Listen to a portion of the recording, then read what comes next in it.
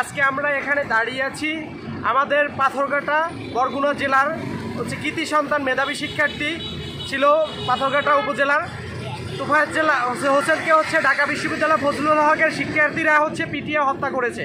সেই জন্য আমরা আজকে এখানে দাঁড়িয়ে আছি তার প্রতিবাদের জন্য। তার হচ্ছে যে সুষ্ঠু তদন্তের মাধ্যমে সুষ্ঠু একটা বিচার হোক আমরা চাই। এরকমের মব হত্যা বা মব জাস্টিস যাতে আর অন্য কোনো বিশ্ববিদ্যালয় বা অন্য কোনো জায়গায় যাতে না হয়, সেই স্টুডেন্টরা যাতে হচ্ছে কোনো নিরাপদ মানুষকে যেন হত্যা না করতে পারে, সেই জন্য সুষ্ঠু তদন্ত করে সেই অনুযায়ী আইন প্রণয়ন করে হচ্ছে সকল জায়গায় ছড়িয়ে দিতে হবে, যাতে হচ্ছে পরবর্তীতে কোনো মানুষকে যেন এরকম নিরীহভাবে হত্যা না করে।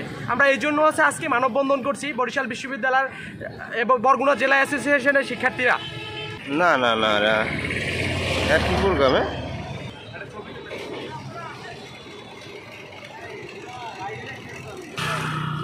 হ্যাঁ